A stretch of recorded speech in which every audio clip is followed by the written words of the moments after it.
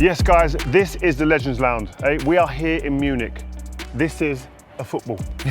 This is Roman Kemp. We're here for the Euros. I can't wait to meet some of these legends. We've got great legends coming. Tell them about it, please. I mean, it is going to be absolutely unbelievable. We want every single story from them, every little bit that we can take, okay? And today we're kicking it off with one that's pretty much up there. Yeah, he's played at 2 Euros. By the way, he's won a World Cup. Also played for little clubs, Juventus, Real Madrid. Stuttgart. Yeah. You know what? Even more impressive for me, as a football fan, is some of the players he's played with, some of the managers that have managed him, the dressing rooms. We're going to find out about all of that stuff. So follow us in there, eh? Yeah. Let's go. I want to know what his hair smells like.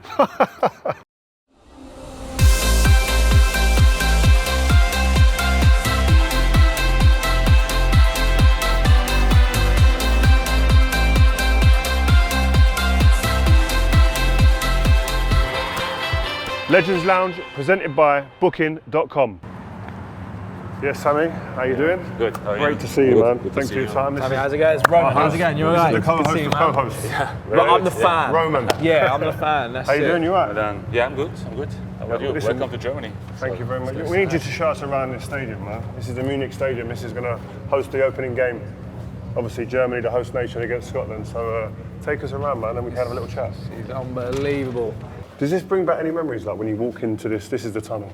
Now it looks a bit different, but yeah, I played here many times. German Bundesliga, but as well with Juventus or Real Madrid. The big games, you know, like quarterfinals, semifinals. So it seems like with you, many emotions. Because you're retired now, yeah? Obviously, and you're doing a lot of work on TV and stuff, other businesses. But do you miss the game at all? I miss football, but not really the game. I miss maybe the emotions. I miss the locker room. I miss the mates, but all the effort and things of this kind of stuff, I'm really not missing. I don't know, how do you feel, but I'm like happy with my life right now, more family time and... Yeah, I'm the same. You see when you step off the bus, right? You're about to enter like a massive tournament like this. You see players now and they've got their headphones in. Are you trying to drown out every bit of noise here?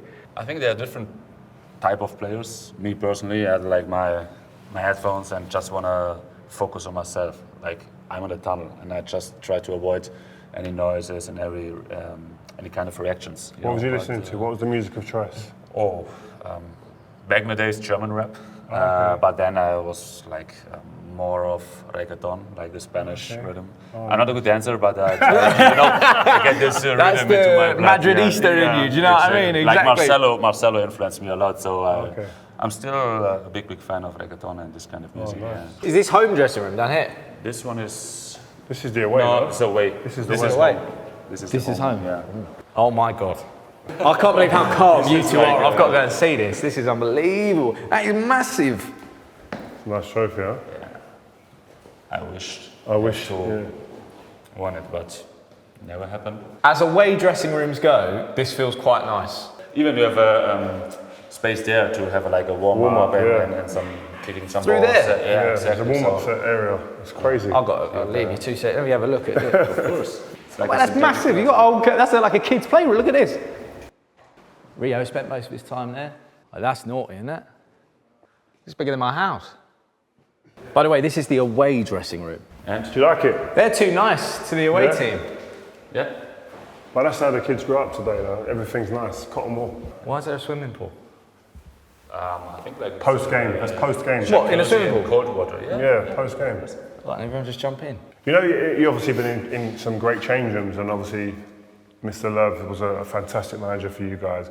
How did he kind of run the dressing room? What was he like in these moments, like before a game? Just bring us into that moment. Well, first of all, Yogi is or was famous for his espresso. So he always came into the locker room, even like half an hour before the game, and has his espresso.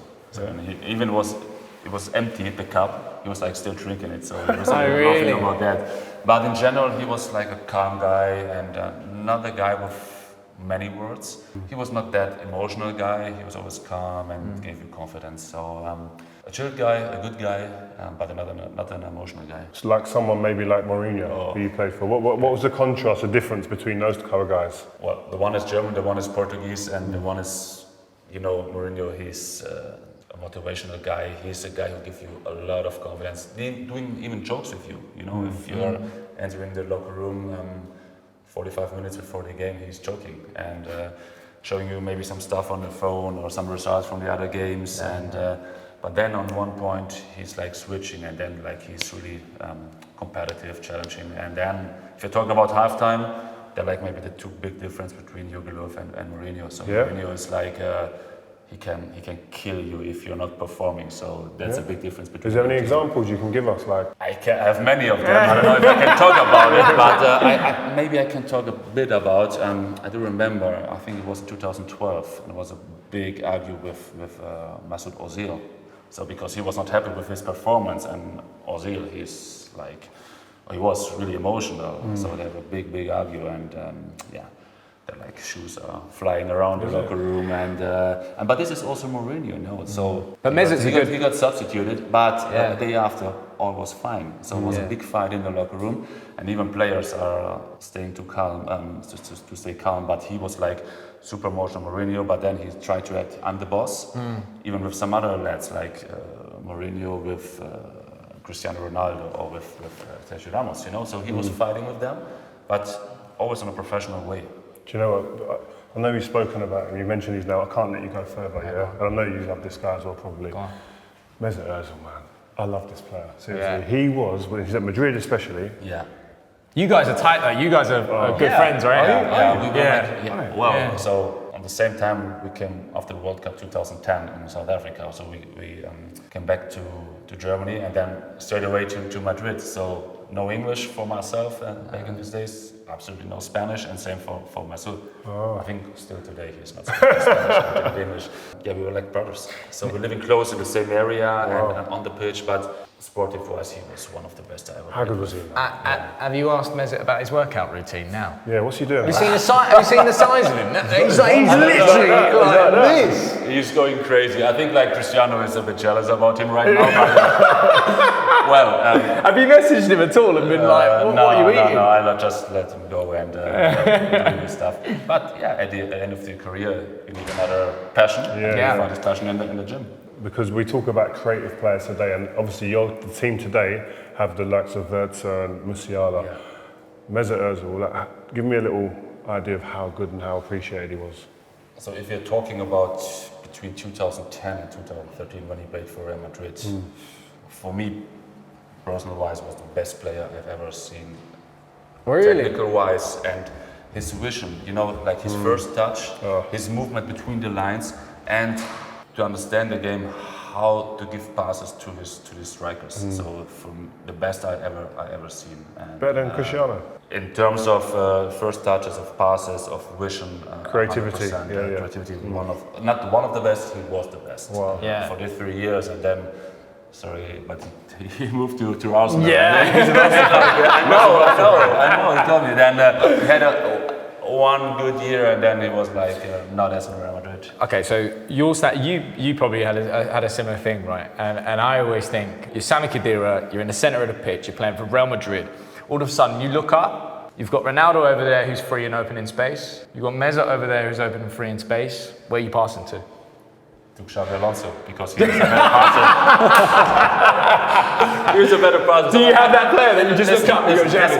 If you're talking about Mourinho, he was a genius because he knows how to build up a team. So I was the guy for the balance. I had like box to box and give the easy pass to Xabi Alonso, and he gave the difficult passes to Ronaldo, to Mesut Ozil. So I have to be honest, a few times I had this chance to give these passes, but Xabi Alonso was outstanding. Who is the Sami Khedira in today's game? Who do you look at and go, that reminds me of myself? Quite difficult, but I saw that Declan Rice is this kind of player, but he's like more, he can play both. 6 or 8. He can, like the holding 6, but he can play even an 8, and he's... I mean, now he's been playing as that 8 going forward, Exactly. So we're going to go out to the pitch now, guys, yeah? You know what, I thought I remembered this, but it feels different, I've got to be honest, to when I played.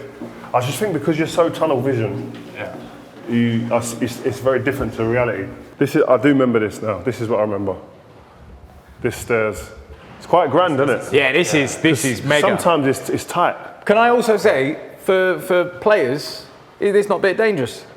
Yeah, with studs on. Coming down in your boots. Yeah, it's true. But that's why you have here the carpet. Yeah, bro. You know? This is when it gets real, isn't it? Yeah. and even you can hear the noises, like the excitement of the fans. Yeah, I mean the big thing now is that everyone talks about aura. Like when they step out and when you see that other team, how many games do you think you've won in this moment here in the tunnel? I think a lot. It depends what team you're in and how dominant your team is. Oh really? But I mean, my United teams, I don't think I ever won a game in the tunnel with England. We didn't have that aura, I don't think.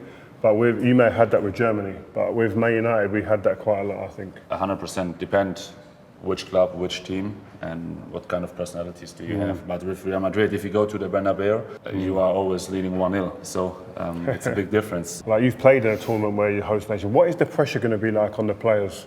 I think it's a lot of pressure because it's not just the sport, it's not just about football, but it's as well about the society, it's about the politics. So everybody needs the support from these young guys, but it's a danger because they're just football players, and but their impact could be immense. So the pressure is super high. We've been not in the best condition in the last few years, but right now it's going up, and the team is in a better condition, in a better mood, and the team spirit is much better. Some big wins, on the way in the last 4 games. Unbelievable, Against Holland and France, so some big results. So are you confident in this team? What's the temperature for the fans for this team going into the tournament?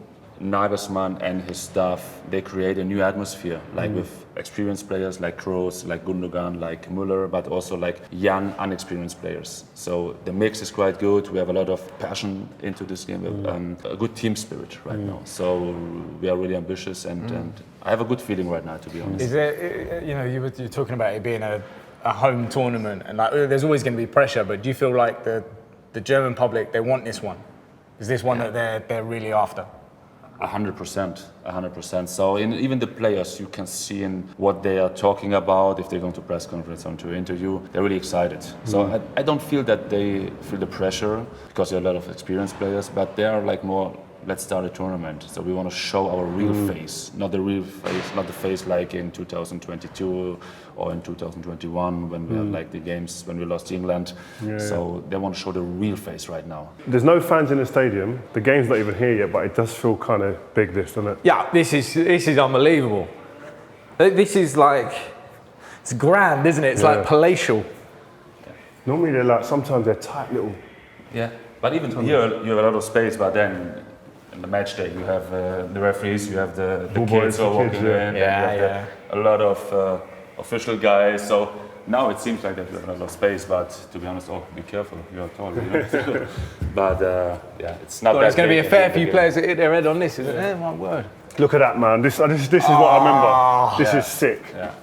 I love this because this is when this moment here is when I get chills. Yeah. When I was playing. I don't know where the away fans used to be. I think they're over there. Yeah, here on left on the top. But you go out here for the warm up. This was what a beautiful moment, and you go because you've been waiting so long. You've been waiting afternoon, doing your food. You're getting ready for the game, and it's like, oof.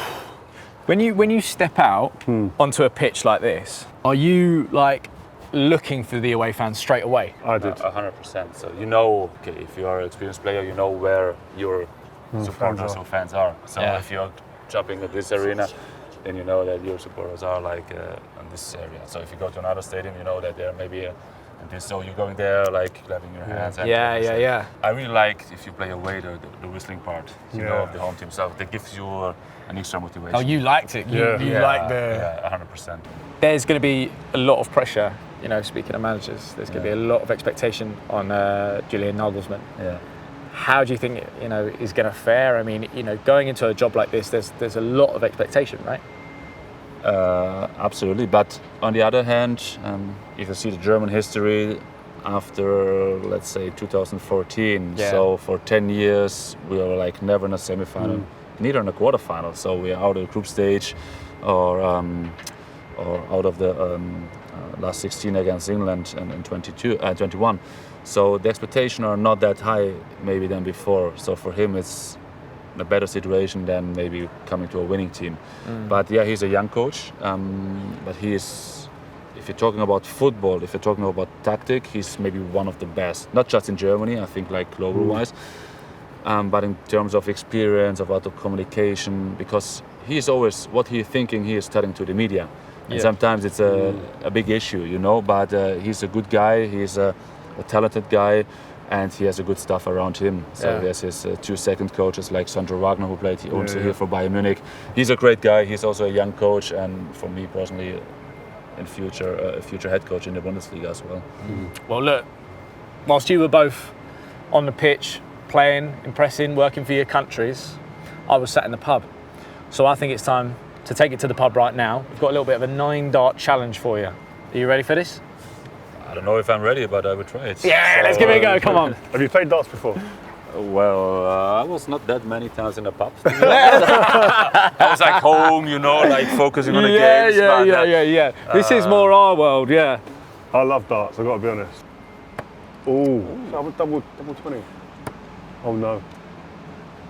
Oh, that's We've got a poor, triple man. 5. Is it we doing a warm up? Is this warm up? 5.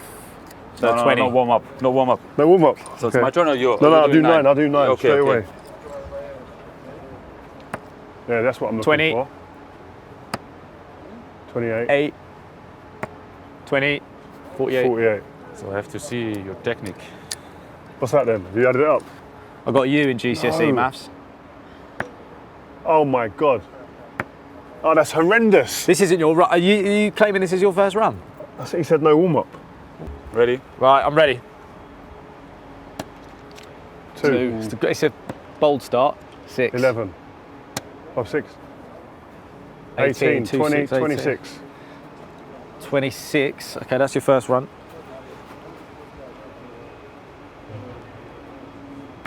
Oh. 27. Oh, 18. Oh. Oh, come on. 20. 20. 46. 46 so far. So you got in total? I got 60 something. Yeah, you got about 60, yeah. Oh, 8. 1. Nah, it's 9. 18, 18. Is it? Yeah, 18. Oh no, he's beat me. Oh, it's a 20 in there. Yeah. Yeah, so what's that? 8, 18, plus 8, plus 18, plus 20. 92. Yeah. 92 You're in. is decent, you know. Well done, well done, well done. Thank you. Now it's. You want me to have a go? Oh, God, here we go. You already said that it's like your home game, so. I was more of a pool player, personally. Right, where's my line? Here. Yeah, there you go. Yeah. Oh, 1. That's No. a great start. Great start. 6. 6, terrible. No, 10. 16. Ooh, 16. 16. No, 6. No, 1. Hitting the same. Oh! What's that? The last one. About 5. 3. 5. 12. 28, that is. Hey, you should, This is you should absolutely- drink some beer now. Mate, give me a couple of pints, I'll be okay. Here we go. No. 17. Triples. Got to hit some triples. Oh. Wee, close. No. 12, 77. Sammy, Oh, very You kind win. of you. So. Well done, sir. this is what we do. First show, we got to let the guys win, you know what I mean? Yeah, that's that's what we fine, do, that's guys, fine, man. that's You know what I fine, mean? We that's can't fine. take Very kind of you. No, guys. So, exactly. thank Yeah, you. exactly. Let's go to another place, man. This is where you are more comfortable now, and myself, obviously. This is a bit of a media zone. Roman, you'll like this spot. Yeah, go on then. Come on, let's go. This is me. So this is like the media area. This is where we do the punditry from these types of places here for the big games, and there'll be someone, myself, will probably be doing this as well in the tournament. But Germany's hopes, what are they? What do you think? Can they win it? I think so.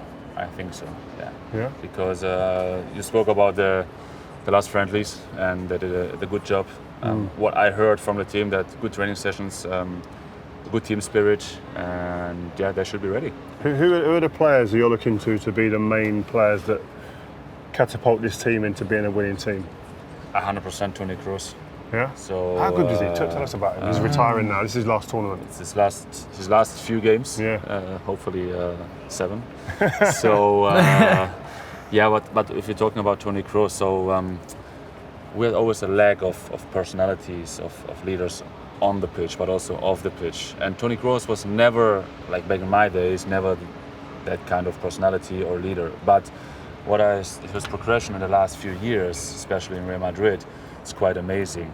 So, and what he's doing, he's not a loudspeaker who's speaking a lot, shouting. but what I can see on the pitch, and obviously it's the most important, that he makes his teammates much better. So he's always on the right position. He gives right passes, and he give you the feeling that like daddy is here and solve all the problems. He plays with like an authority, doesn't he? He plays with an authority where it's like you say, I'm the governor, I'm the leader. Yeah. Give it to me and I'll make stuff happen. You know what I mean? And like, even the Vinicius goal against Bayern Munich, it's like give it to me, and you can see the appreciation of Vinicius after, like, oh, thank you for that pass. Yeah, not just Crazy. even in his age. I think he does look like the older kid in school that's like playing with the rest of them. But do you think, you know, of German teams that have kind of like gone through the years, there was obviously that amazing period where like all the German teams, you know, maybe by yourself and a couple others, all play for Bayern Munich. And you had like this Bayern Munich core, but now the German team is made up of Leverkusen, Bayern Munich, Real Madrid, Kai Havertz, Arsenal up top. Do you know what I mean? Do you think they'll have that togetherness and that chemistry?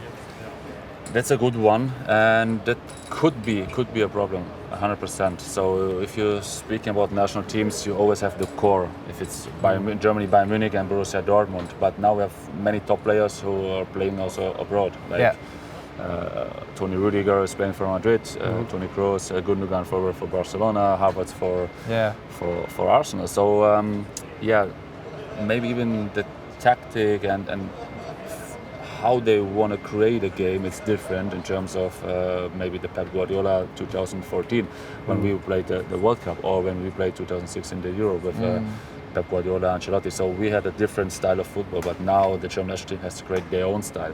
Could help, but not that much time. Yeah, I guess you've got like a group of players as well that are, you kind of look at them as if they're like the next upcoming set of stars. Like, you know, is this tournament going to come too early? You've got like, you know, Jamal Musiala, Florian Wirtz, you know, the back Schlotterbeck, you know, players like that. Are they ready for a tournament like this, do you think? Well, to be one of the best players in the world, this is the stage where you have to show up that you are one of the best. So Musiala, he played already. He was in World Cup Qatar, and he was good. Qatar, He was the best player for Germany. The best player for Germany. So Florian Wirtz did an amazing season with Bayer Leverkusen, also in the Europe League. But this is the stage where you have to show up. And I do remember back in the days, 2010, Rooney called me after the World Cup and said, like, I would like to have you in my team. And I was like, why me? I was playing for Stuttgart. And it's like, yeah, because you played Champions League and you show your performance and you can all step your up stuff in the World Cup. So this was like the most important. So about your question, 100% they are ready. So it's just Musiala, Wirtz, but they need leaders, and hopefully Gundogan, Toni Kroos, even Thomas Muller, who was not a starting 11 player, but he can help them to show up on the big stage. How is he still playing? Crazy. Thomas Muller doesn't age. I mean, like, what will he bring in the dressing room to this German team? Banter. Yeah, what's it? So, like, in the German national team. So obviously he's going to be there. He's going to be in the dressing room. Yeah. Like, what's his attitude towards something like this? Well, it's quite easy. You ask him why you're still playing. He has no muscles. So you know, we are talking like, well, we are heavy. You know, we are going our knees, our backs. Like, he has no muscles, so he can play till, I don't know, 45. But joke aside, he's like he's an amazing guy, and he's talking so much, too much. Like, he's like a radio. He's talking all the time, but always in a. He'll be a pundit. 100%. Yeah. But I don't know. But maybe you need like 2 hours of a show, but not just an hour. But also how he create an atmosphere, and how he sees football, and how he support his teammates, but also the coaches. You know, with Thomas Tuchel in Bayern Munich, he was not playing, but he was supporting him and giving advices. So he's an amazing guy. He's a real leader, and I'm really happy that he's in the squad. And we're just talking about him as a personality, but Quality. why not? You can bring him for 20 minutes and for the special. His experience, it's that He has experience. no position. He has no position. He's just and he smells the game as well. He's got Exactly. that experience. Just to give us a bit of insight into what you see them a bit more than us and people watching, I'm sure. But they'll actually mention Wirtz and Musiala. What are they? What are their qualities, and what are they going to bring? I think what they have is that they're just playing as a free position. Of course, they have their positioning, but they have a lot of creativity. They have a lot of fun on the game. If they're playing together, they know how and to pass the ball, how you have to involve the other players.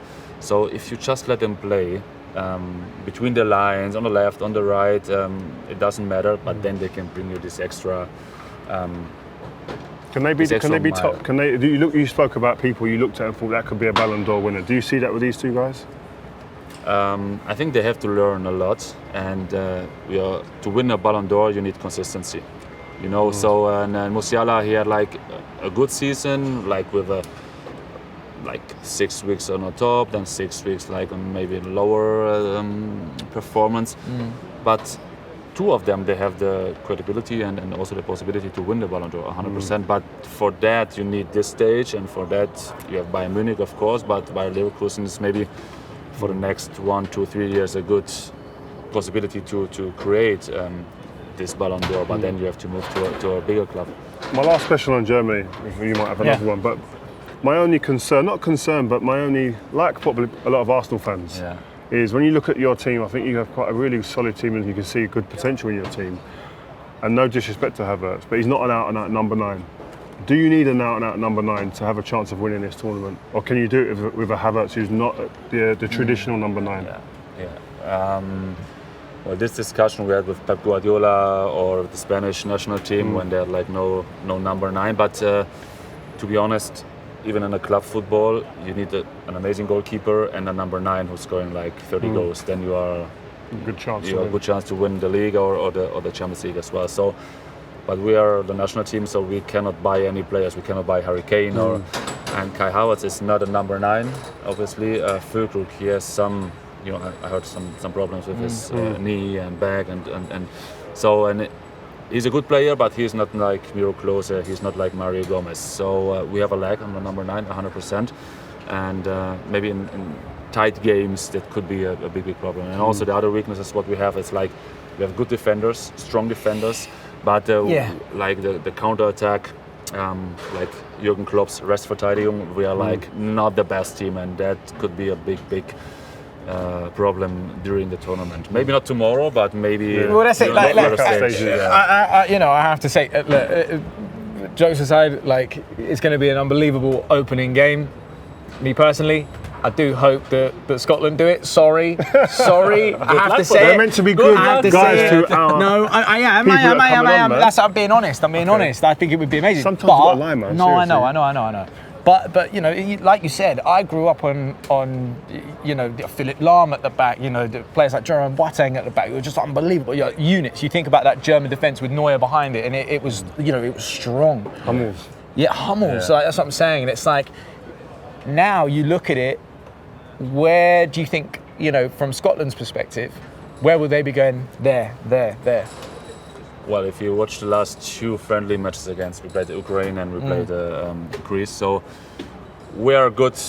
We had good control. We are good in the offense line. But then, if we're losing the ball, we are not prepared. Transitions. That could be a big problem. And well, I really love Joshua Kimmich. But we have also Mittelstadt. I played with him in Berlin. He's now playing for Stuttgart, the left back.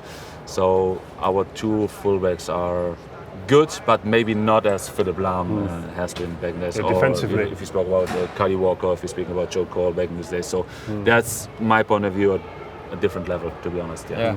You shared a dressing room with Ronaldo. We can't have a player who's been in that dressing room in some of his peak years and not have a little bit of a kind of insight as to what he was like at Real Madrid. I knew him at Man United. I was in the dressing room at Real. What was he like and how good was he? So how good was he? You can see his numbers, you can see his titles, even with Manchester, with Real Madrid, but also Juventus. So, but I saw 2 different Cristiano Ronaldos. One in Real Madrid when he was a bit younger, and his ego was maybe a bit too much. But then he came to Juventus, and when he came into the locker room and in the dressing room, he was like interacting with all the teammates and trying to help them as well. And he's an inspirational character. Because people don't hear that about him. People hear, he's got a massive ego, but he comes to Juve and he's trying to help other players become better. That's what we don't hear about. I did hear that he was the first player in the Man United dressing room to have a mirror in his locker. Yeah, that was the ego. Well, at least if you're going on camera and then on the picture on camera, like, you have to look. Even your hair. Like. Did you have a mirror as well, Sami? Of course. So I had like long hairs. Like my hairs were like long. So of course they have have to play like. No, but obviously, no, Cristiano was, of course, he has his ego, you know him. But when he came to Juventus, I do. Federico Chiesa was like a fantastic young player, fantastic player. So he had his phone in his hand and walking into the gym. And Cristiano looked at him like, "What are you doing? Where are you going, Fede?" And he was like, "I'm going to the gym, like, with your phone." Listen, you don't need your phone. Go in the gym and work. And don't do Instagram, don't do any TikTok. Focus on your work. And this was like, wow. And the young player, Fede, was like, okay, I'm going like without my phone. So, but even, the quality of training when he came to Juventus was like a different level afterwards, because every single shot on target was like, okay, I need to score. Okay, let's play not about money, but let's play about a bottle of wine or a dinner. So he's always like a competitive guy, but also a really friendly, nice and humble guy, in my point of view. All this Instagram or social media stuff when he's showing his 150 cars and his rings and like, well, that's it. But that's not the real him. He's not the real him, and it's kind of his role, let's say like that. But in the locker room, if you're going for dinner with him, he's a funny and amazing guy. And in my point of view, also an humble guy in terms of who he is. So he cannot walk here around. If he's walking here around, you are a legend. But if he's still walking here around, there are like 1,000 people outside of the stadium, and trying to enter the stadium just to get a picture with him. So there's 500 people over there waiting for me, but not 500. I'm joking. Paid people. I have to ask before we leave you. I've got to do a couple of predictions. Winner of the tournament? England. Wow, this is why he's here. This is why he's here. Come on, Sam. He knows his football. Wow. So you're going winner of the tournament, England. Okay. Player of the tournament. Lamine Yamal. Wow, for Spain. Wow. This guy, he's the real deal. I love this guy. Wow. Golden Boot winner.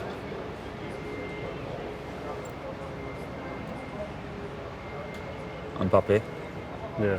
Because now I think he's free, and he said this. He said this in the press conference. Now he's relieved, and you see my smile. He's captain I think he's captain, and now they had bad performance in the friendlies, but I think Mbappe. Okay. Well, after the final, we'll have to review that and see what goes on. Germany, Scotland. What do you think? 3-1. Scotland. Germany. Oh. Listen, been spectacular having you here. World Cup winner, Champions League winner. League title winners galore. There you go. What a start, man. Something to follow this year. Yeah, and you said England are going to win, so it's perfect. Yeah. Hopefully not, but.